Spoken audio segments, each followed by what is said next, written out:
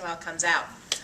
I am Michele Mattia. I see some people who I know, and I know some of y'all are here for the first time. And I know that we just spent some time doing some overview of yesterday, but I want to give you all a check-in as well. First of all, Michele Mattia. I am a best-selling author, inspirational speaker, life design coach, creative strategist, and your caffeine. Yes. I am better than Jolt Cola. Do you remember Jolt Cola from the 80s? Yes. That got me through some finals, I can tell you that. And in any case, yesterday, Cool Social Gravity Summit. For me, I mentioned this yesterday, I was looking forward to these 2 days because I really believed that this event highlights and honors so many of the amazing gifts that are the result of utilizing social media, cooperation and collaboration. Now, one of the themes from yesterday had to do with collaboration. And we can start off with Bob and Beverly. Each had their own events, came together to create this. A week ago, Bob's book, which I do not have in front of me, The Big Book of Social Media and the Stories and Case Studies Perspectives, that was a collaboration. That was his beautiful brainchild, a result of his cool Twitter conferences, and a bunch of people coming together to support it. Many of us met because of social networking, we met because of conferences, and we all came together. The other common thread we talked about this morning was content. How important is content? And the thing is we all know that, right? We all know that content is king. But when they used that word remarkable, it struck a chord in me because here's the thing. I happen to believe that everybody is remarkable. Not everyone agrees with me on that, but I will argue that I am right. And one of the things I'll even go beyond remarkable is we all have our own wow factor. We do. And what is that, and why not let that shine?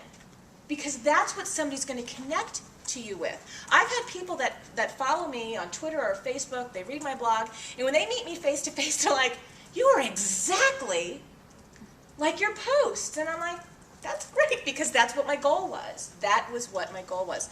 Now, here's the other theme that came out of yesterday, and it was this underlying theme, and I didn't share it because I wanted to be the one to say it up here. Many people that were on the panel or were guest speakers started sharing that when they turned 40, they changed jobs. They changed careers. They shifted industries. They left corporate America. And every time that was shared, it was like, yes! And, and there were so many of us in the crowd that related to that, which I felt was empowering, and a lot of them utilized social media as part of that shift. Now, my chapter in the book actually deals with that, so of course that idea is very near and dear to my heart. My chapter is called Starting Over in a 140-Character World. I graduated from college in 1990. I didn't have an email account, I didn't have Twitter, I didn't have Facebook. Now, when we look at jobs, when we look at careers, when we look at the work industry or the professional sector, it is nowhere near what it used to be. There isn't any really strict definition. We can essentially do or be and create or carve out exactly what we want. Jobs aren't 9 to 5, Monday through Friday. That's what my parents had. Now, if you're not a morning person, create an existence, create a career, create a job that you don't have to start your day till 10 or 11 o'clock in the morning. Why not? Now, for me, a little bit about my background, I owned a very successful technology consulting firm for almost 12 years, and we specialized on the Macintosh platform. What was great about that is in New York City, where I'm from, not a lot of people were doing that when we started, so we had the market, and it was wonderful, and it was fun. And talk about having clients that do not get up before 10 a.m. They're all in these creative industries, and they're like, "We'll see you at noon." It's like, okay. But how did I get to where I am right now? On paper, my life looked great. My company was thriving. I got to travel a lot. You all understand now that I have this thing for shoes. I got to buy all the shoes and the handbags I wanted, but something was missing. And we all have a story, right? Isn't that some of the best part of social media? We all have a story. And I don't know how many people went to Starbucks this morning, but of course I have to live with my soy chai lattes. And I love this. And we talked about Starbucks yesterday, actually, as a brand that gives back and commits to service first. And it says, stories are gifts. Share. That's genius. I think that's absolutely genius because I want to know your stories. There is a reason why you and I have connected. There's a reason why we're connecting to the brand. Let's start sharing these stories. And so it's starbucks.com/share. My story starts with a 5-year-old little girl named Layla. And when I met Layla, she was 5. Layla had been diagnosed with leukemia at age 2. And she'd been battling it for 3 years. She was in and out of the hospital, surgeries, chemotherapy, radiation, you name it. Now, this particular summer, is the summer of 2006, my friend was having this huge welcome to summer barbecue that he held every year. And in his backyard was this tall tree. I grew up in Florida, we had palm trees.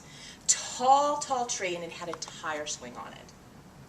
When Layla and her parents showed up, I expected to meet a timid, shy, awkward little girl. 3 years of her life was in hospitals. The doctors said, you know what, she's been in remission for a while, let her go out inside and play. Her parents pulled up in that car. I don't think she waited for it to come to a complete stop. She jumped out and all she saw was that tire swing, and she is running towards it going, tire swing, tire swing, tire swing. Who's going to push me in that tire swing? And the first person she went to was me. Normally, when you are a child, if you want something, a wise choice is to ask me, because I'm a sucker for children. But I said no. And I don't think she was used to hearing no. And of course, who says no to push me in a tire swing? But I had all these reasons. What if the rope broke? What if you sailed through the middle and hurt yourself and broke something? And I had all these lists. And she looked at me so absolutely confused. And when I stopped talking long enough, she said, Michelle, why are you afraid of something you don't know is going to happen?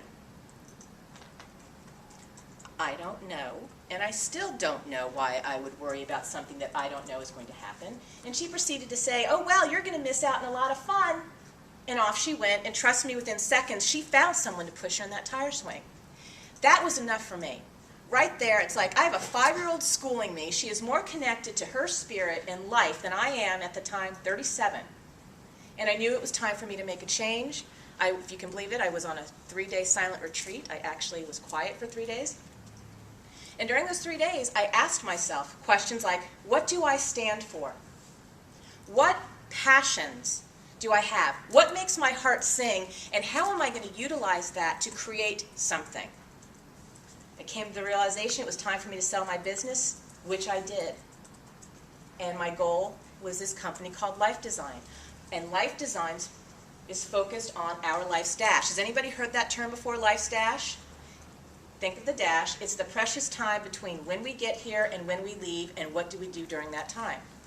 Because I'm a firm believer that we are all meant to live dynamic and delicious lives, and I was going to be the person. My mission was to co-create, inspire, and motivate all of my clients, my audiences, whatever they wanted, they believed, their possibilities, they were courageous enough to demand, we were going to work on it together.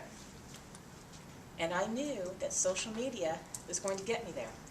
However, before I mapped out my social media plan, because trust me, everybody in the world is going to give you advice. Even if you're an expert in marketing or technology, everyone's going to tell you, make sure you're on Twitter, make sure you're on Facebook, and make sure you're on YouTube.